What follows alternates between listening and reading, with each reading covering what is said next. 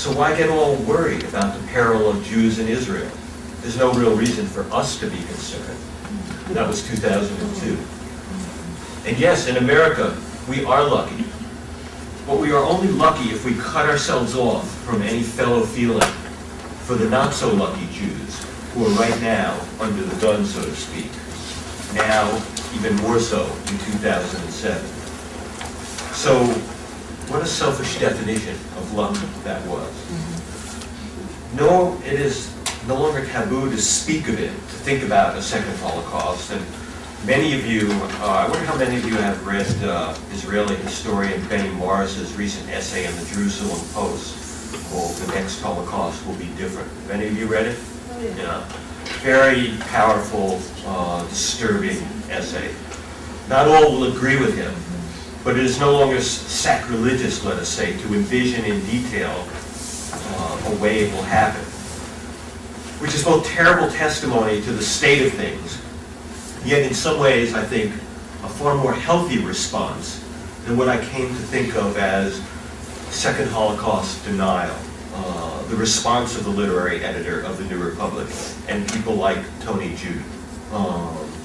But there is an aspect of the second Holocaust that is still unthinkable, or not very much thought about or written about, not taboo, at least in public, although you can be sure that in the inner councils of the IDF, they are thinking about it all the time. In part, this aspect is unthinkable because it's unbearable.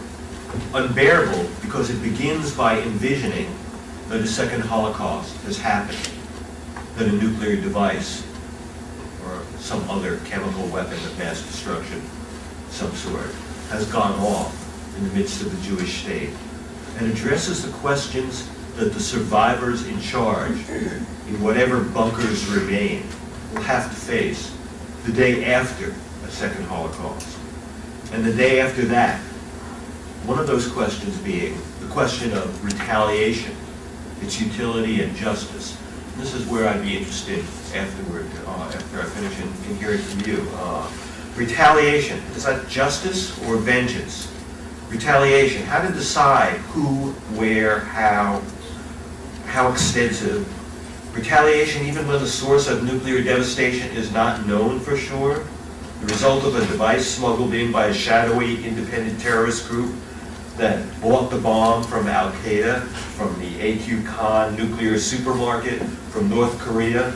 We're to send the retaliatory nuclear missiles, or whether to retaliate at all. But before I present you with the dilemmas of the day after, let me talk about the evolution of the discourse on a second Holocaust, about the transition from taboo to mainstream, because I think there's a lesson to be learned from the controversy over it. My own thinking about this began while writing a book called Explaining Hitler, a cultural history and critique of Hitler explanation, one chapter of which was devoted to an account of a strange afternoon I spent interviewing David Irving, the world's leading Holocaust denier, in his posh London townhouse. A horrible experience, which reinforced my sense that Holocaust deniers were using their meretricious rhetoric as part of a strategy to lay the groundwork for a second Holocaust. Then in May 2002, I published a column in the New York Observer speculating for the first time about the possibility of a second Holocaust, one most likely resulting from a nuclear exchange with Iran. The use of the term second Holocaust was in part provoked by my reading a passage in Philip Roth's novel, Operation Shylock. Any of you read that? It's an amazing book, and in it, a Rothian doppelganger who calls himself the Diasporus asserts, and I'm quoting now, the destruction of Israel in a nuclear exchange is a possibility much less far-fetched today than was the Holocaust itself 50 years ago, unquote. I found that shocking and a provocative thought. Is another Holocaust more or less likely than the last seemed to be before it happened? No one wanted to believe the world would let the first one happen. The world seems indifferent to the developing prospects of a second one. He goes on, Roth's Diasporus, to propose the resettlement of the Jews of Israel from what he characterizes as the target-like concentration camp Israel has become for those who would perpetrate the second Holocaust. It is, of course, not the only possible response to Roth's diaspora's resettlement plan. It is an extreme one, meant to provoke. Indeed, I found the phrase second Holocaust as a kind of Rorschach, which evokes from those who hear it their deepest feelings and fears about the entire Zionist enterprise and its relation to the diaspora. What is the real home? Is there any real home for the Jewish people in a world where anti-Semitism seems never to end, and where, in fact, it seems always to be exacerbated and escalating? I was surprised no one picked up on this Philip Roth passage in 1993 when the novel came out. But in 1993, there was a peace process. No one wanted to think it could fail. It was unthinkable it could fail. We were all subject to the American illusion that there is a solution to every problem if only people behave rationally. Alas, not everyone in the Middle East is known to behave rationally. I'm not convinced that the belief in the peace process was an entirely naive hope. Perhaps if Rabin had lived, maybe it would have made a difference. But here we are, and it's not a good place to be. Roth's second Holocaust fantasy raises the question of whether the identity of Jews should have been concentrated in or defined by Israel or on the Jews of the diaspora. While not accepting the diaspora's challenge to the wisdom of a Jewish state, back in 2002, I advocated taking the possibility of a second Holocaust seriously and began speculating about the aftermath. Oh, the outcry. I couldn't help thinking of a Bernard Malamud short story in which he has a parrot cry out, Gewalt, pogrom. Nothing I've written before or since has made people as irrationally angry just by mentioning those two words. Well, perhaps my attack on postmodern literary theory sophistry in my recent book, Shakespeare Wars, made a lot of people mad, but with all due respect, postmodern literary theory sophistry seeks only to deny the existence of literature, not to deny the existence of a land and a people. And in 2004, as Charles mentioned, I edited an anthology of essays by historians and scholars called Those Who Forget the Past. And in my introduction, I went a little more deeply into the circumstances that led to the controversy over the words Second Holocaust and some aspects of the aftermath.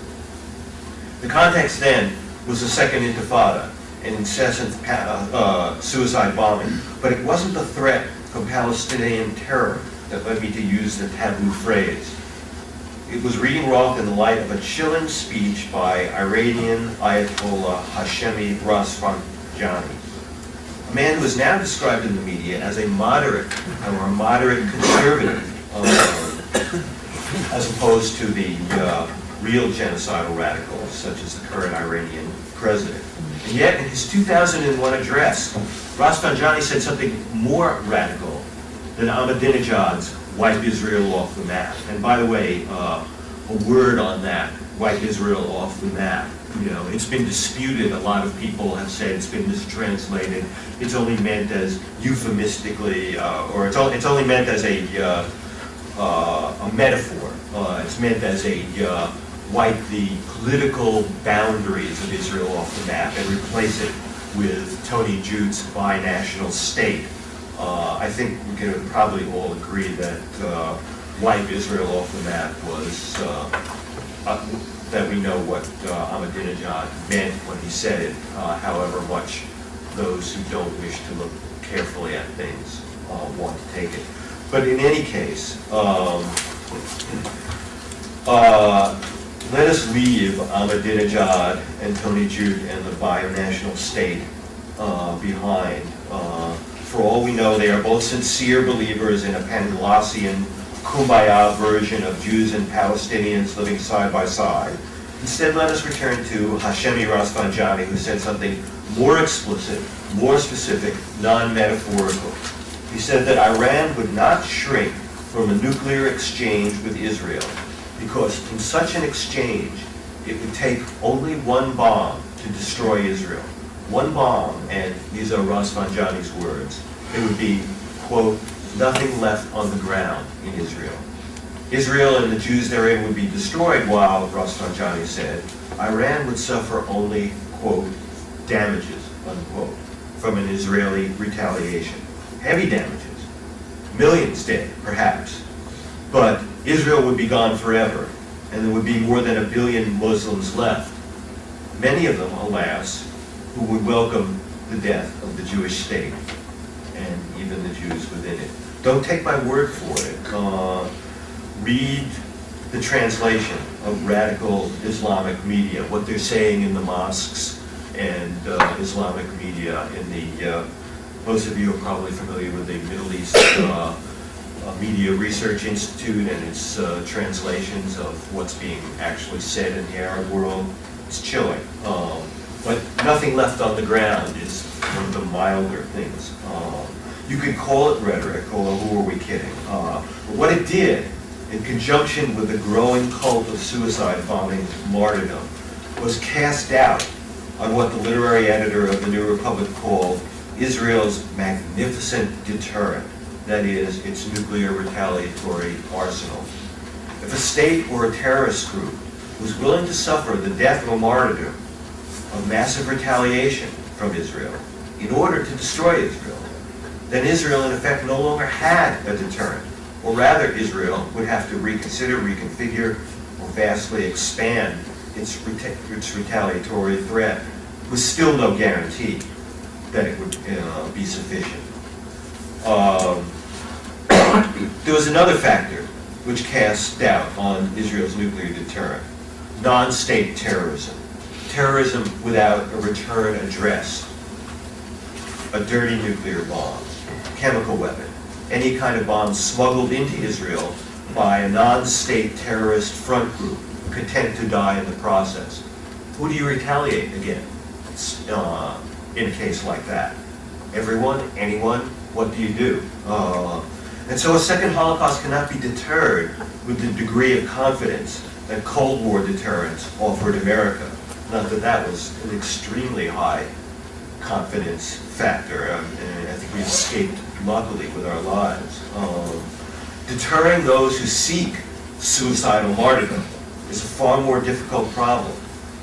The threat of death is no threat to those who want to die, who want to be martyrs. They are not the rational actors of Cold War nuclear theory. But nobody wanted to hear that when I wrote about it in April 2002. Now things have changed. The literary editor of the New Republic recently signed a statement explicitly warning, among other things, of the perils of, yes, he used the words, the statement used the words, a second Holocaust. Those precise 2 words. Was this a sudden attack of ethnic panic on his part, or a belated recognition of reality? Of course, his was not the only evasion of the question. At the time, I found the modes of evasion of second Holocaust denial, you might call it, to be interesting and instructive about Jewish willingness to face reality. There was what I came to call evasion by geographic displacement. Distinguished NYU professor Tony Judt, he of the brilliant plan for a binational state, for instance. Look how well binational state is working out in Iraq. When I appeared on a panel with Tony Judt on the Charlie Rose show to discuss the question, he misrepresented the problem by declaring fiercely that the thought of a second Holocaust in Europe was nonsense.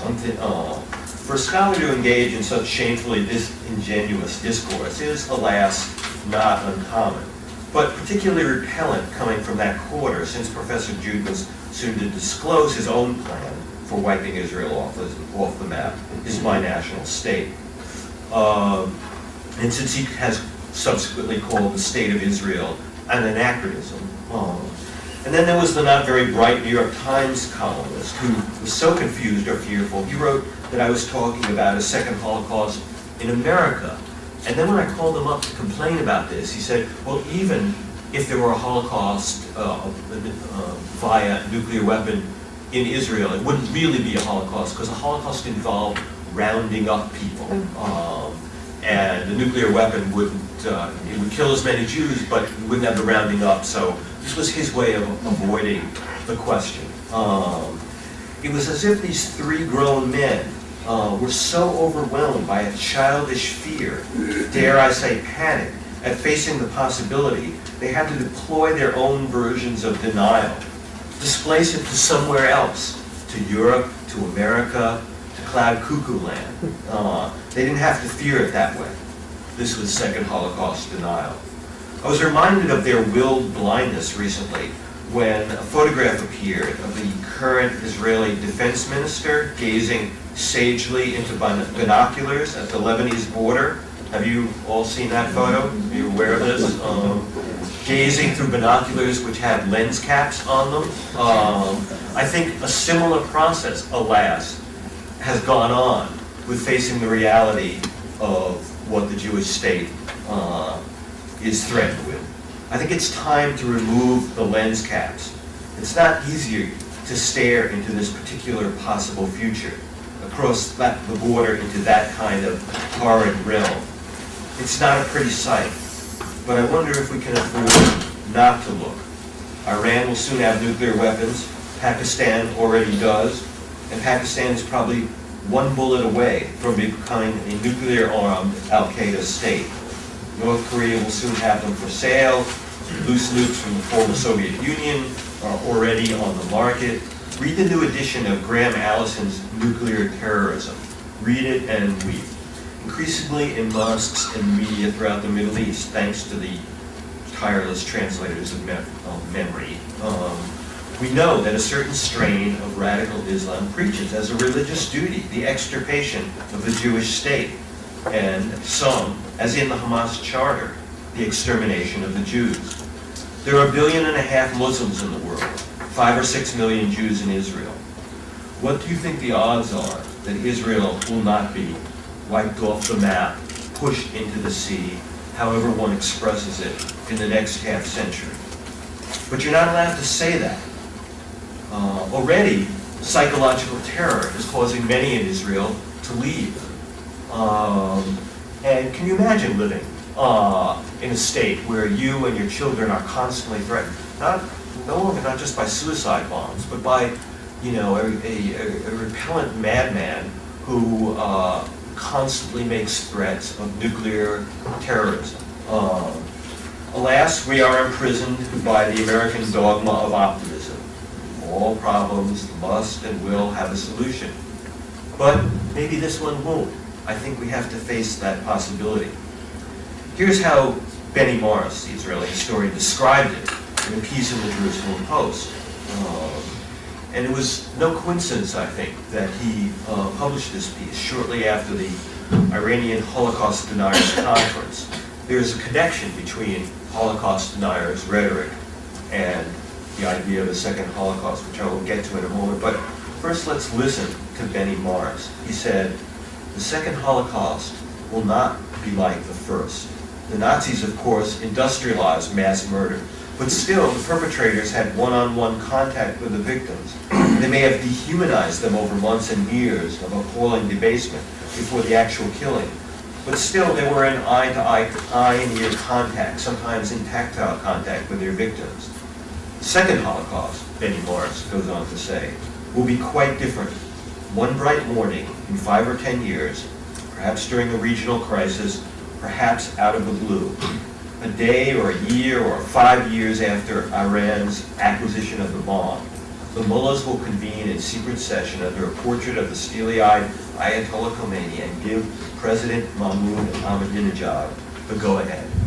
The orders will go out and the Shihab 3 and 4 missiles will take off for Tel Aviv, Beersheba, Haifa, and Jerusalem, and probably some military sites, including Israel's half-dozen air and reported nuclear missile bases.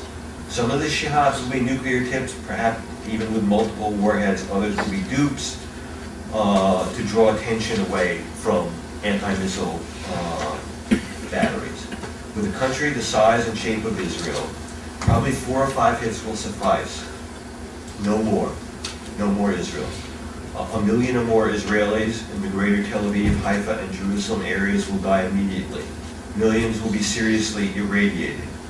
No Iranian will see or touch an Israeli. It will be quite impersonal." So saith Benny Morris, not me. You can read it online on the Jerusalem Post website. What surprises is that we are so far beyond taboo. We are now to the point of assigning a philosophical hierarchy of Holocaust possibilities, personal and impersonal. Is one more authentic, to use the language of modernism? To Benny Morris, Hitler's Holocaust was both vicious and personal, face to face. The next one, or the one he envisions, the one he chooses to assign only to Iran rather than, say, Al-Qaeda or some as yet unknown splinter terror group, on the other hand, quote, will be quite impersonal, he concludes. In other words, it will be much easier to accomplish, all the more likely to occur.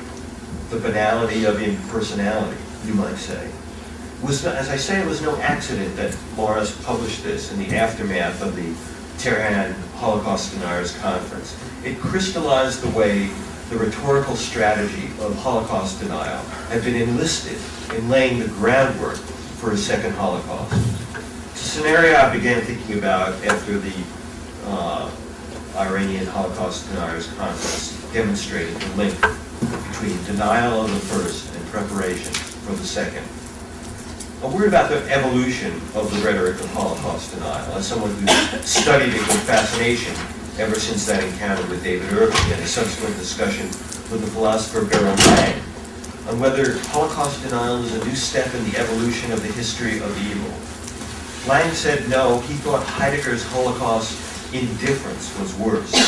After all, most Holocaust deniers know it happened and are glad it did, but their public stance is that it would be wrong. They wish to exculpate Hitler from such, what they say in public anyway, is a crime, however much they long for it. Heidegger, however, felt nothing, said nothing. Heidegger had something to say about everything in the world, but somehow this escaped his notice while he was a Nazi party official, purging non-party members and undergoing denazification with the help of Hannah Arendt. Read Beryl Lang's book on Heidegger and the Holocaust for a study of Holocaust indifference. As far as Holocaust denial, I'm sure you know that it began with a certain far leftist sect in France centered around a bookstore called the Old Mole. At first, it seemed to me it was divided between those who knew it happened and were just using denial to twist the knife and because they hated Jews, and those who were genuinely deluded. Recently, though, Holocaust denial has undergone a number of variations. There's Holocaust minimization, in which they spend their time diligently trying to reduce the number of Jews killed and claim that some millions were killed by typhus epidemics and the like, and only a few literally murdered. And then there's the Holocaust exploitation allegation. This is the Norman Finkelstein position. I'm sure you're familiar with him. He regards that any memory of the Holocaust as being meretriciously used by Zionists to support the existence of the Jewish state. There's no really good reason to remember it. Finally, well, semi-finally, there's something I've come to call, I think most insidiously, Holocaust inconsequentiality. It's my phrase for the kind of Holocaust denial deployed by sophisticated people, not drooling anti-Semites, usually, I think, unwitting of how historically opaque they're being. Holocaust inconsequentialism is insidious because, well, I'll give you an illustration. There was a writer in the New York Times magazine who scolded posthumously Menachem Begin for something he said about the Holocaust in the aftermath of the Israeli attack on the Iraqi nuclear reactor in the early 80s. The attack that perhaps put off a second Holocaust for a few decades. The writer scolded Begin because in describing his reasons for the Iraq mission, Begin said he thought of the 1.5 million children who died in the Holocaust. No, and he just wasn't going to allow that to happen again. No, the writer in the Times magazine scolded Begin. You shouldn't have mentioned the Holocaust or those children. It was unnecessary. It was inflammatory. Just because one dictator declared he wanted to commit mass murder and went ahead and did it, one shouldn't learn any lesson from it. One shouldn't be influenced by it. One shouldn't even speak of it when dealing with another potential mass murderer's genocidal capability. Now, one can depend too much on history for lessons, but to learn nothing from the Holocaust, to not mention it in, or consider it in deciding one's contemporary policy, to not allow it to have any influence, it sacralizes it somehow, separates and removes it from history entirely. Holocaust inconsequentialism says, yes, it happened, it just shouldn't matter to us now. The past shouldn't affect how we act in the present and future. No consequences to the Holocaust. It's a kind of denial. And here is the juncture between the rhetoric of Holocaust denial and the prospect of a second Holocaust that I laboriously insinuated into the title of my talk, the rhetoric of rhetorical strategies of Holocaust denial and the prospect of a second Holocaust. Holocaust denial has now got a focus. It's become a way of delegitimizing the state of Israel and legitimizing its destruction. The Terran Holocaust Conference revealed this nakedly. It illustrated how the various strains of Holocaust denial have merged into a single-minded purpose, to make it seem that the Jewish state was founded on a lie, that the Holocaust was fabricated to guilt-trip the West into giving the Jews lands that, of course, they never lived on before, belonged to the Arabs, perpetrated the idea that the only reason the Jewish state came into being was essentially a Jewish trick, the fake Holocaust. And therefore, the undoing of the Jewish state would be in itself no tragedy, but rather perhaps even some kind of justice. Now, I don't need to tell you how fraudulent this rhetoric is, but the point is that Holocaust denial now has a focused target. It's not just a way of twisting the knives and allowing anti-Semites to make Jews suffer once again.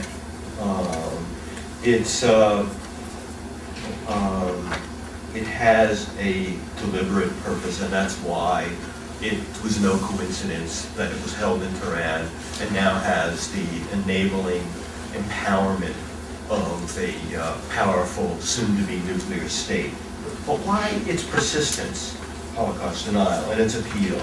I think it has a subtle dog whistle appeal to the ears of European culture, a culture that still labors under the burden of shame for its complicity with Hitler. Glorious European civilization nonetheless gave birth to a Holocaust in the most educated, civilized state it had produced in Germany, and enlisted the voluntary aid of every single nation in Europe, except perhaps Portugal. When I wrote recently about the emblematic attack of a Holocaust denier on Elie Wiesel, the emblematic Holocaust survivor. Are you familiar with that? You probably read about it, but it seemed to me it received very little coverage.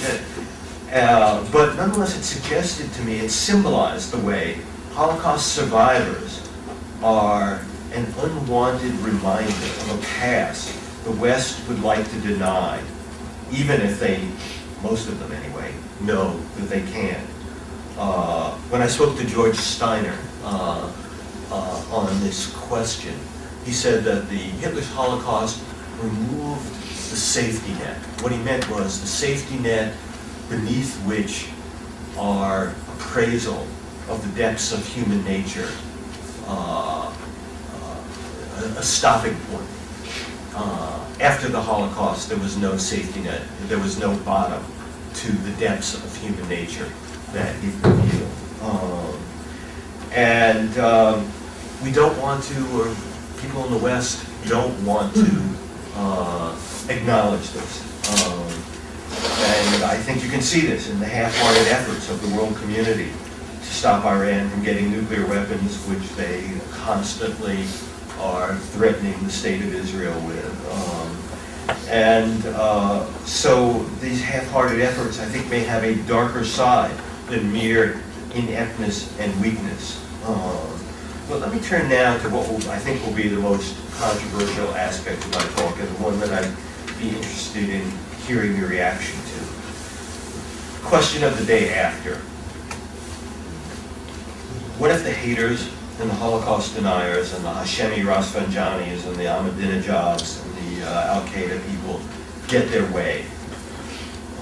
What if it happens the way Benny Morris describes it?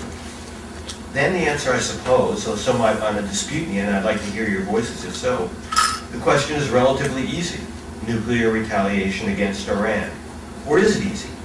Even in the Cold War, some suggested once a deterrent fails, there's no point in using it for retaliation. In other words, if we can't prevent a first strike, what is the point of killing tens of, perhaps hundreds of millions of civilians out of revenge, retaliation, justice, what do you call it? I don't know the answer to this. But I do know, I spoke to a reporter I know who spends a lot of time talking to Israeli defense and intelligence officials, the people who will be in charge of the question of retaliation. He told me there's no doubt, at least among those in charge of retaliation, that if deterrence fails, there will be retaliation. The question is, will it be limited?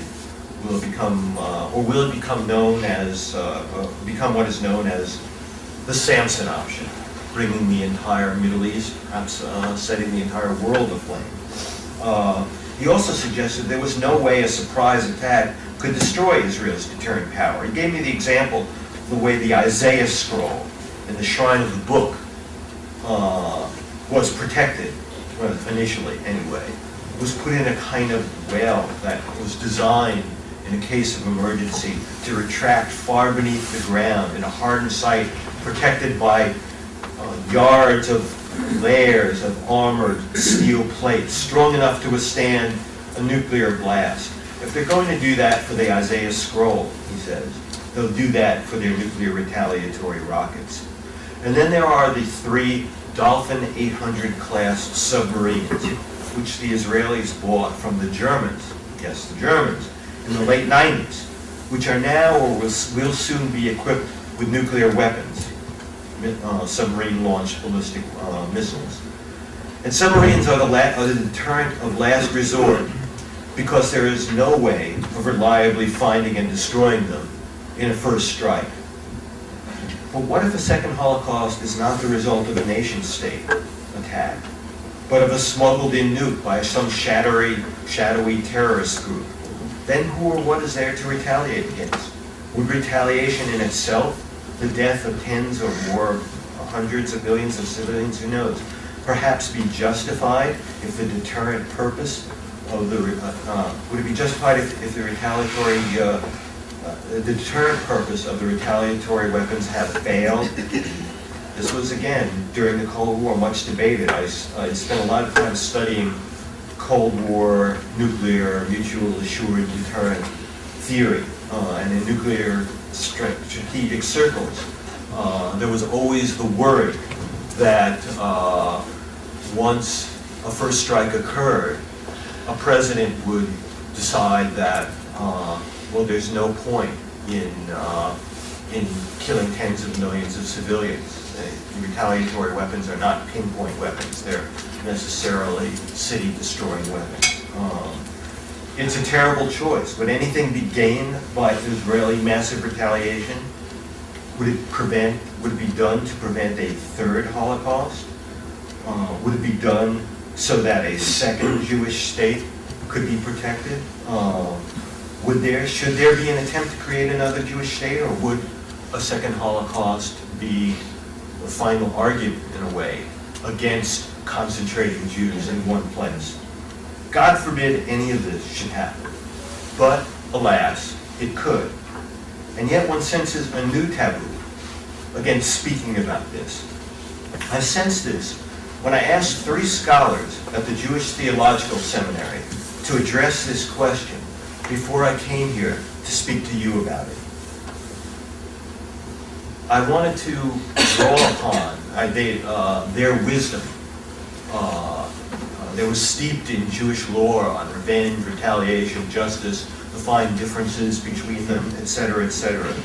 I asked them by email, what if they were commanders of one of the Israeli retaliatory submarines with the power that submarines have because of the difficulties of post-war underseas communication to decide whether to launch or not to launch retaliation. Would they use their weapons in the event of a second Holocaust? What did Jewish wisdom and morality say?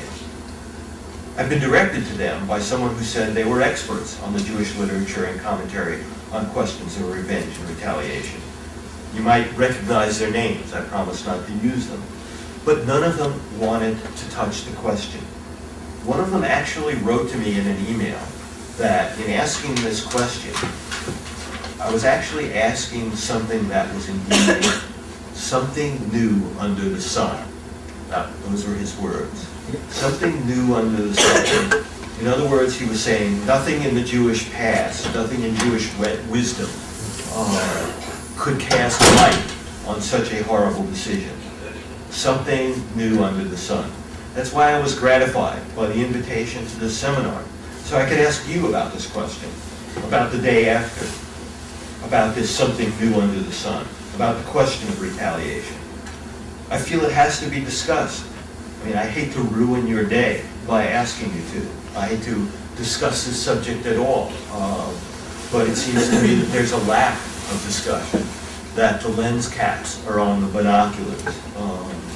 And so I will be grateful to hear whatever you have to say about this, and thank you for listening to this.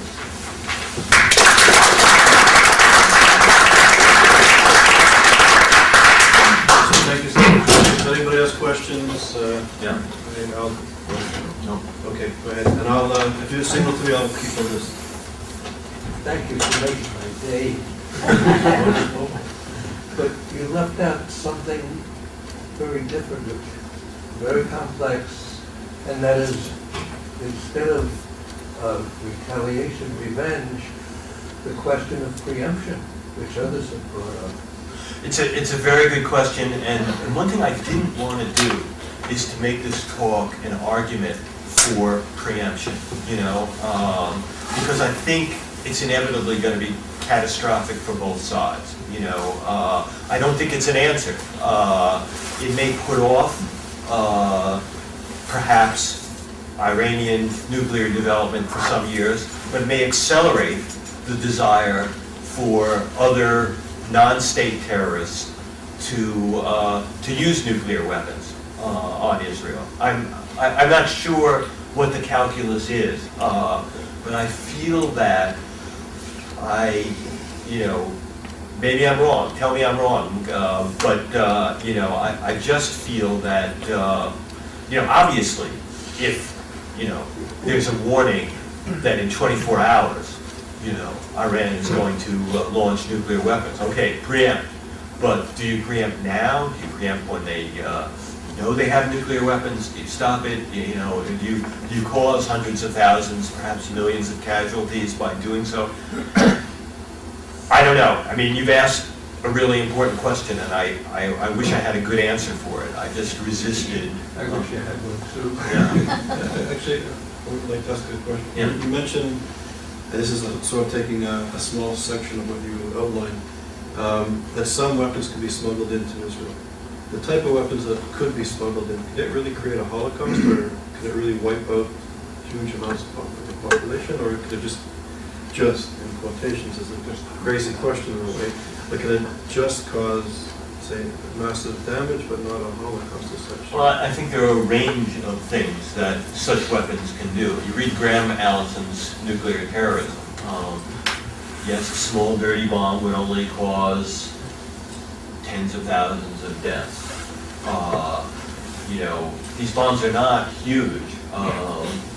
Several could be brought in from several different directions. at the same time, and the attack coordinated. I don't think that, well, I think, yes, it's possible that there will be only a small-scale attack. It's also possible that the attack will be larger. You can't rule that out. I mean, that's not somehow comforting, to me anyway, the idea that, well, maybe it'll only be a small nuke, because if a small nuke can be smuggled in, several small nukes can be smuggled in, or one or two large ones. You didn't mention prevention. The only slightly optimistic thing you said was 10 years ago things looked like they could work if Rabin had lived. And so let's pursue that for a moment. What is your scenario for another Rabin emerging? There's not one there now, I know. Yeah, look at the facts on the ground. I mean, you've read the Hamas charter, right? You have. And you've read the words that call for the extermination of the Jews. And you know that Hamas is a ruling majority in Palestine. So you have a peace process with people who say they want to exterminate the Jews. Will they change their minds if you give them some territory? I just wish, you know, that I could believe that some peace process would result in this. But I think even if you had your ultimate ideal peace process, I mean, you know, even during the Rabin-Arafat peace process, the Palestinians were saying in Arabic that this was just the first stage of driving the Jews into the sea. I don't think anyone now would say that Arafat was an idealist who really wanted to stop at the Green Line. So, you know, I would love to believe that a peace process would prevent it. But, you know, there are terrorist groups who, no matter what document is signed by what entity of the Palestinians, who will see that as a betrayal by the Palestinians and will be have even more incentive to destroy Israel, because they will feel that the Palestinians have betrayed the cause, and in fact, you know, by making a peace with the Jews, you know, deserve to die with them.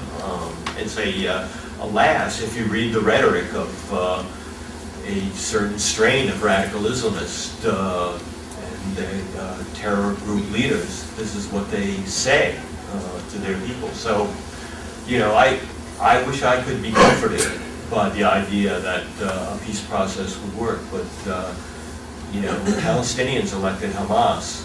They know it was in the charter.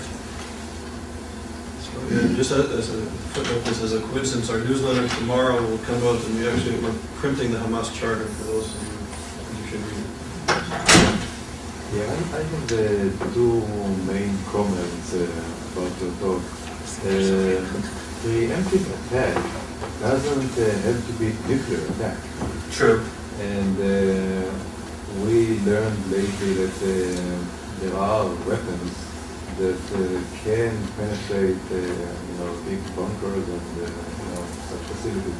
So I don't really think that Israel should look at it as only the, you know, the doomsday, you know. It can also be a military, well-calculated event. But let me address that before you said you have 2 points. That was the first one. I think that the Israeli attack might not be nuclear, but it will be an attack on nuclear facilities. And when you blow up nuclear facilities, it's very likely that you spread nuclear radiation for enough to irradiate and kill X number of people, a large number of people. And, you know,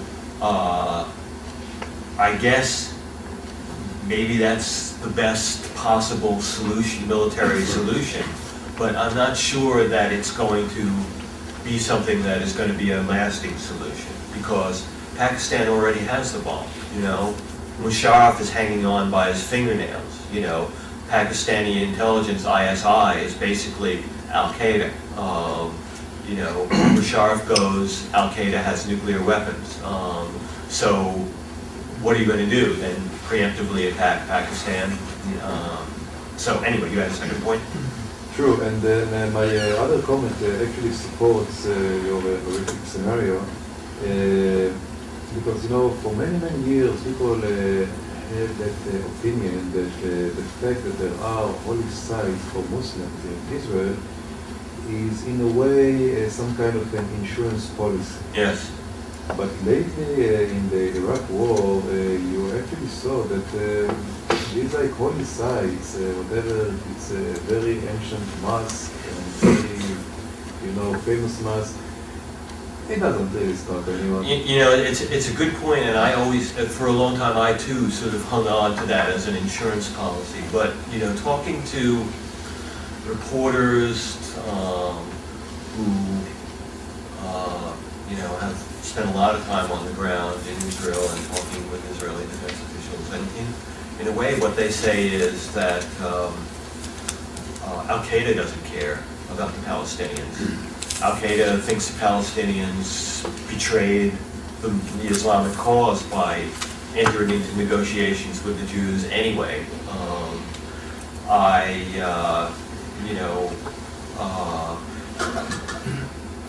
One terror scenario would be for some terror group to say, we have a bomb in Tel Aviv, you Israeli Arabs have 2 weeks to leave the country. What's going to happen then? And maybe it's a bluff, maybe it's real. I don't think they even care about it. I tend to agree. It's hard to believe, but you know, it's maybe even more pessimistic than me. Realistic. Michael? Professor Yes. About your question of the day after scenario, you seem to be looking at it in terms of response to the action that has occurred. And I would suggest that you could also look at it in terms of response to prevent additional actions. So in two ways. One is with regards to the Jews around the world, because I don't know if it's really known who blew up the Jewish center in a community center in Buenos Aires, if it was Hezbollah, if it was Iran. Right. But I've read some of the writings of Khomeini, which were clearly anti-Semitic, so that if there's a hatred of Jews in the Iranian leadership, it wouldn't stop with Israel. So that's one point about the usefulness of retaliation to prevent a similar kind of attack on Jews throughout the world. Plus, it's not just about Jews. That a nation that would take action to wipe out another nation is probably a nation, or the leadership of that nation, that would attack and wipe out other nations, whether it's Sunni enemies, or if Israel is the little Satan, then the United States is the great Satan. So I think you should look at that day after scenario in terms of what it would mean for the future of Jews around the world and other nations around the world if Iran were to, in fact, get away with it. So you would be in favor of retaliation against Iran, and I can see your argument. My dark side says that it's, there's a terrible kind of blame the victim thing that goes on with Jews, and somehow Jews would be blamed, you know what I mean, for even after this. But I see your point. What would you say about a non-state terror attack? Then, who would we retaliate against in that case? The intelligence often kind of eventually leaks out about who is behind these things. So I don't know that a retaliation would have to occur immediately, but if it did eventually come out, that it could be traced back to a particular player. I mean, I think that's an interesting question. The retaliation does not have to be immediate. It is something that could be held over the heads of the world, or one thinks that Israeli intelligence or in some way has communicated to the Arab capitals that it doesn't matter to us whether it's non-state. If you permit a nuclear attack on Israel by non-state, we will assume it came from you. I mean, that's perhaps one way of bolstering deterrence, but I think you make an interesting point. That's okay. Yeah, I have a question about your assumption that Rafsanjani is one of the mullahs who has an ironclad control over the society in Iran. I was a dean in Iran for 4 years in the late 70s, just before Khomeini arrived. And so I was familiar in a marginal way with false mullahs, illiterate mullahs, as opposed to well-educated mullahs. And so my question is, when you say a round table of mullahs can make the decision to go ahead and strike... That was Benny Morris. I was quoting. Okay. But what is your feeling about that option?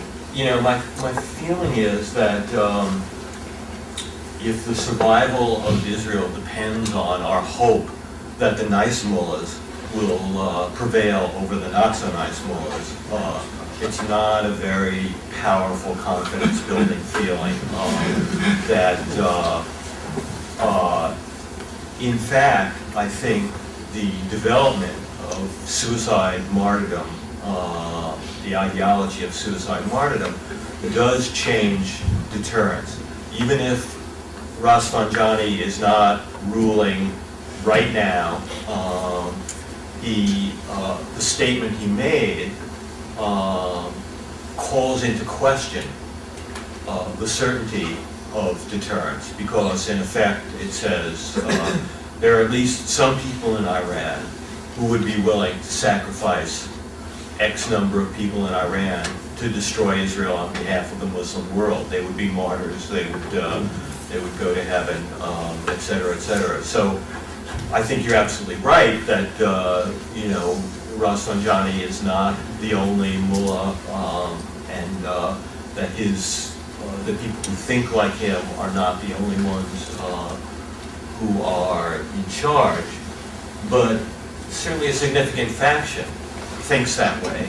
And if I were the IDF, I think we should take that into account in terms of their certainty that mere possession by Israel of nuclear weapons is going to deter another nuclear-armed state. Yes, I look around the room, and I'd like you to comment. What do you think of the fact that the average age in this room is at least 65? Oh, you all look very young to me. I don't know. What do you think? Well, I think that the Jews, the bulk of the Jews in this community don't care about this problem. They're not here. It's a chilling statement. Everyone think that's true? I mean, look, yeah, I guess if you're younger, Spring break next week. yeah. I guess if you're younger. So what do you think about it? I suppose I think there is a kind of will blindness to this. You know, we're the luckiest Jews in history. Says the editor of the New Republic, the literary editor of the New Republic. And if one is happily raising a family in America, it's a bummer having to think of those Jews in Israel and their plight. We're doing fine. I'm all right, Jack. All that kind of thing. And so I think you make a good point that perhaps it's not something that there is a kind of denial going on.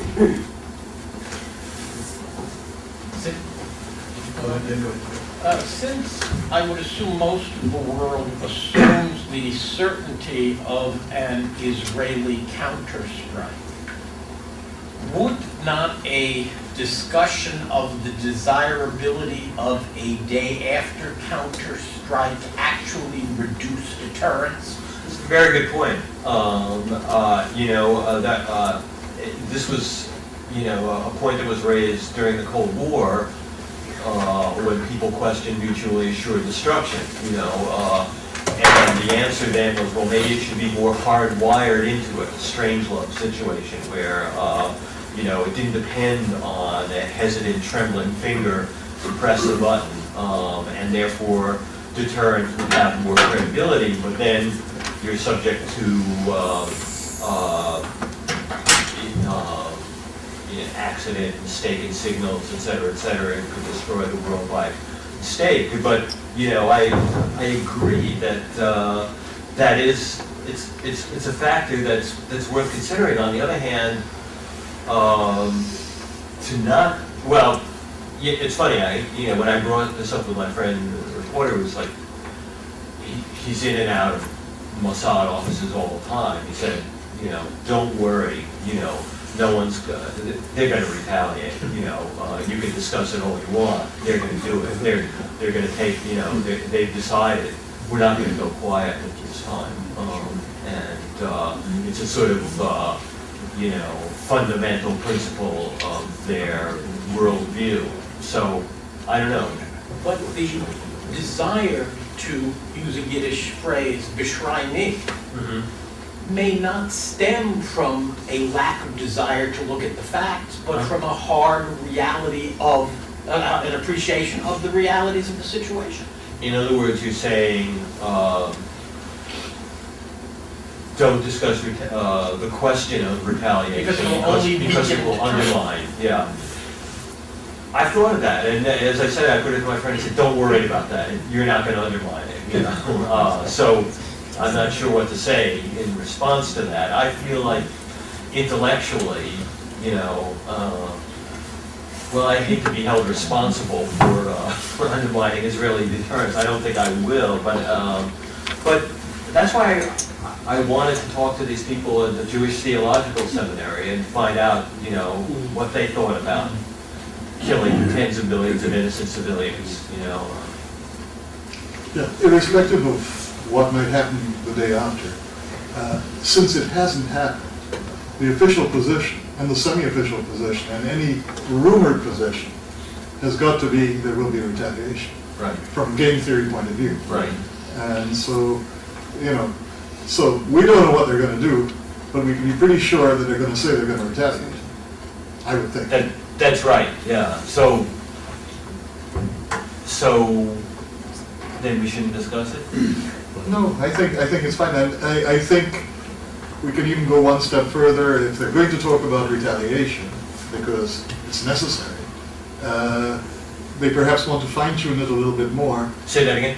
They want to fine-tune it a little bit more on perhaps not all the details, but that this retaliation, following that same trend, would have to be fairly specific.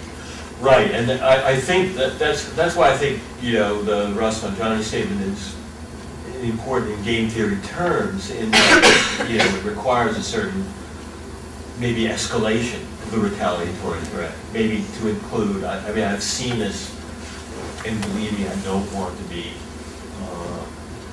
seen as someone who's advocating this, but I've seen, you know, the destruction of Muslim holy places as one additional, you know, not just tit for tat strike back at Tehran, but strike back at places that are dear to them and would make them perhaps think twice. I don't know if that will be efficacious or not.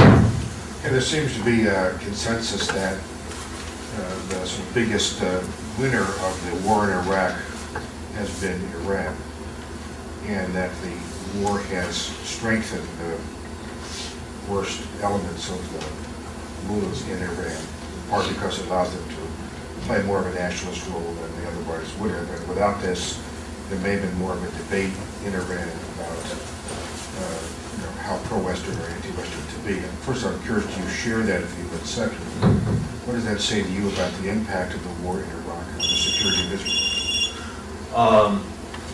Well, to the first question, I'm not as well versed in Iranian politics in its fine-grained detail to know which faction has been strengthened. I would say, in some ways, Iran as a whole has certainly been strengthened. Whether it might perhaps work the other way, in the sense that they feel that they're doing so well without using nuclear weapons that, you know, let's just proceed along this course and eventually we'll push the Israelis into the sea without having to risk nuclear retaliation. So that's a possibility. What was the second part of your question? Whether the security of Israel is, yeah, well, I I don't see how it's been enhanced. Certainly Hezbollah's been strengthened when Iran was strengthened, Hamas has been strengthened when Iran is strengthened. I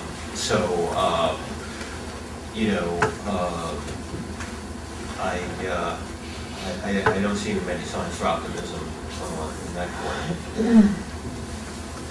corner. Do you see, or perhaps better, how do you see the state of Israel as part of the redemption of the Jewish people?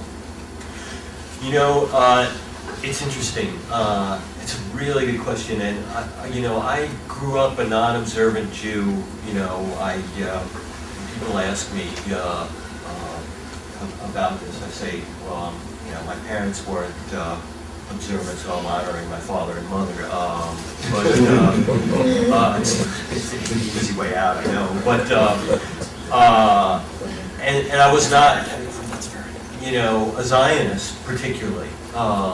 It seemed to me that I didn't consider closely these questions until the end of the peace process, I think. I mean, I spent 10 years writing a study of the historiography of Hitler, so it certainly sensitive to Holocaust questions and the need for a safe haven for Jews, but it also,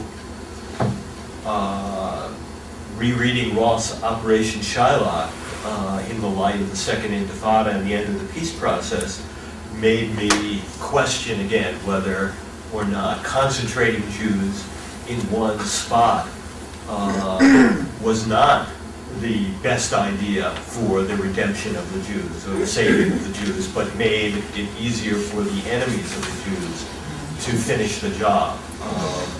I hate to say that. I don't want to believe it. I want to believe that the state of Israel will survive and thrive, et cetera, et cetera. I think that I've grown. I felt a stronger affinity for it. I think the more in peril it gets, because I feel that these people are part of my extended family, and I honor them as my father and mother too. So I feel close to them, and I feel their peril. So your question was, yeah, as part of there is a sense of the state of Israel as part of the seeds of Jewish redemption. Yeah. Theologically, there's also a sense of the state of Israel that Jewish power beats Jewish weakness.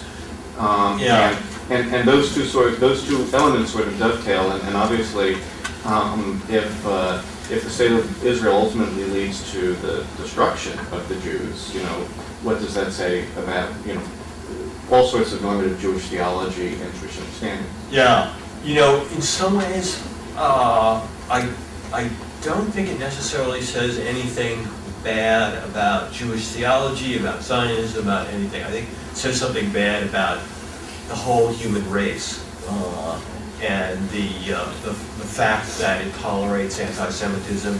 It stood by while the Holocaust took place. It's not doing much to prevent a second Holocaust, and so I think the Jews are doing the best they can, and Jewish power and Jewish redemption in Israel, in some ways are beautiful. But there's a downside to it that we're seeing as well, and so I just don't know how to judge it. I wish I did. The question raised by the gentleman over here about the age in the room, I think it leads to something though. I mean, so many of us growing up encountered some kind of anti-Semitism, whether it was on the streets, trying to get into schools, get jobs, etc. Along the way, the death camps opened, and we found out how dramatic that could be. So we have lived lives that at best we're very wary about others and their intentions and feelings towards us.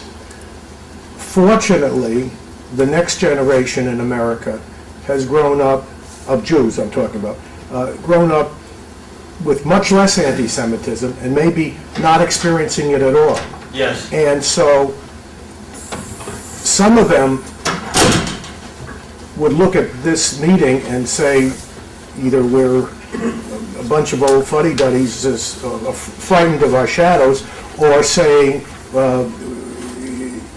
it's beyond belief and we refuse to believe it. I think it takes, and this is why I'm bringing this up, I think you've got to, that we all have to support educational programs both within our own community as well as with the whole American community and outside American community, that it happened and it can happen again. And just saying never again is not going to stop it from happening. Yeah, I know what you mean, because, you know, I grew up, you know, not experiencing really almost any anti-Semitism. And the lead essay in the anthology I edited, Those Who Forget the Past, was by Jonathan Rosen, and it appeared first in the New York Times Magazine. His father was a Holocaust survivor, one of the Kindertransport people from Vienna, and he talked about growing up in living this great American life, and then suddenly after September 11th, and reading about how half the world believed that the Jews caused 9/11, et cetera, and and the way he felt like, oh no, I don't want to have to live my father's life, but in fact, you know, if you look clearly at the situation, maybe things haven't changed as much. You know, I mean, if you look just at America, you know, things are fine. You know, there's not a lot of anti-Semitism. The Ku Klux Klan, neo-Nazis, not a big factor. But you know, but that's an irresponsible, you know, and blind way to look at the world. You know, and so, you know, it's not a pleasant thing for me, for Jonathan, for those of us who grew up not experiencing anti-Semitism or the cognizant during the death camps, whatever, to have to feel this way. But I think it's, you know, if you're living any kind of authentic life, you have to. You know, I think the Jews are so old as an identity, really the oldest thing on earth, maybe with China and the Hindus. And I think that in the way that there was no, to use a terrible euphemism, there was no real final solution. In the same way, there'll be no final redemption, and that history will go on, and the Jews will be here long after the United States, I think. I mean, it's speculative, but now if this is really something new under the sun, what would you do in the day after? It's a chance to maybe redefine it and say, well, we take our nukes and we renounce them, and we set a new moral identity, and we, in 5,000 years, will be remembered for doing that. Well, you know, I respect you for the courage to say that. You know, I think a lot of people would not want to sacrifice their children to the possibility of being remembered well 5,000 years from now. And someone said that, you know, it's the Christians who say turn the other cheek, but it's the Jews who really have turned the other cheek. So, you know, I'm glad you brought this up, because it is a possibility. What you know, to renounce retaliation. It's a kind of alien to me, I mean, you know, I'm at a moment where I just really don't know what the right thing to do is. It's absurd, I know. Yeah, just going back to the Middle East, a crazy place where people don't have, you know, such a clean logic, and the history is quite bloody. Regarding nuclear weapons, Israel has a vague policy, as you might know, and many people here are aware of it. In other words, we have a nuclear reactor, but we never said that we have nuclear ability. And, you know, playing both sides. And the question is? And the question is, at the moment, there are many nations in the area, Egypt, Saudi Arabia, Syria, that are trying to get their hands on nuclear weapons, either by buying it or making it by themselves. Saudi lately seems like they're trying to get it. Got it, but the question is it not the right time maybe that Israel should change its policy, you know, and maybe this will put things in different order? Good question, and in fact, you know, there are indications that Israel is changing its policy. You know, Olmert's famous slip of the tongue at the time of the Iranian Holocaust Deniers conference, in which you know, Israel has this, I think the official name of the policy is nuclear ambiguity, but Olmert said, you know, Iran shouldn't get nuclear weapons because Iran is an insane state, while the countries that have nuclear weapons, like France, Russia, Israel, the US, are sane countries, essentially.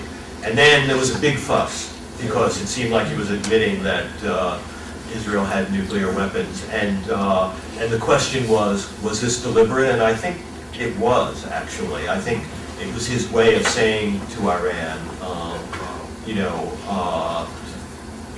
stop. You know, if you want to threaten us with nuclear weapons, let's just drop the charade, or anyway, drop one curtain of ambiguity, and make it clear. I think he was speaking not to the Iranian leadership, but to the Iranian people, and saying, your leadership is putting you at risk of nuclear attack by Israel. And so, you know, I mean, I think it was an important development. Just final two questions. First one. I would like to introduce Europe into this scenario, and I would wanted to respond to you saying that Europe was a continent of highly educated people. I take issue with that, because to me education includes ethics, and I think Europeans were educated in the sense that they educated classes knew Latin and Greek, but I don't think they really were educated in an ethical sense. And as far as Germany is concerned, I think they were highly trained. Well, I think you're absolutely right. I couldn't disagree with you. I mean, I was taking, you know, okay, civilization in quotes. Right. Yeah, I would like to add that nothing much has changed. That in Germany right now, the perception of Israel is negative in 77% of the population. 20% have a negative perception of all Jews worldwide, and that Germany also is the largest trading partner of Iran, including military hires. I couldn't disagree with you.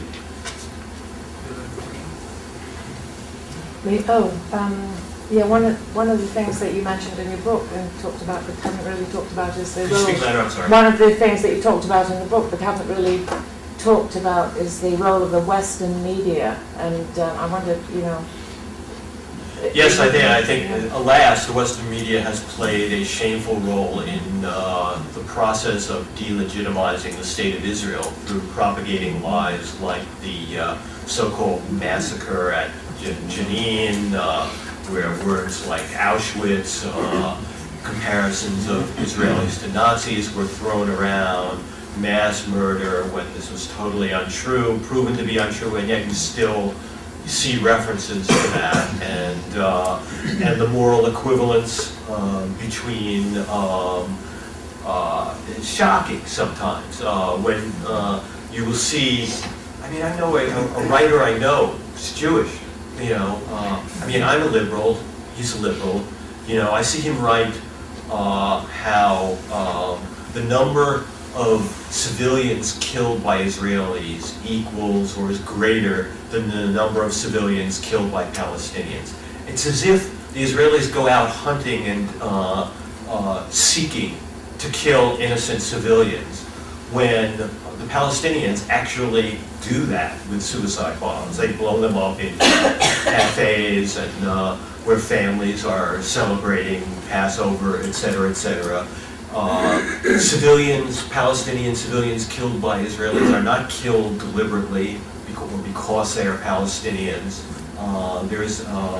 There are Palestinians killed, but often because they're sheltering terrorists, they're in the way of attempts to dislodge terrorists, and the IDF uses every means, including self-destructive means, to avoid doing that. And yet, the media reports it as if it were the same thing. It's quite maddening. So we're going to end here, but I just wanted to thank you. But I want to say I think it's a very sober seminar that you presented us with. But I think it's, whether we agree or disagree, I think you raised issues that we need to think about very clearly. And even though we may not be experts on nuclear deterrence and the nuclear threat, I think these are things that we should explore in the face of a very tangible genocidal anti-Semitism, which is, I argue, and stuff I'm doing, a social movement that's very serious and very real. I think that we really need to begin to educate ourselves on what's happening in certain parts of the world. In our newsletter, Hamas Covenant will be featured, and I think we need to really begin to read about and become aware of what's going on. And I think we need to be this first to do it. Thank you. Thank you.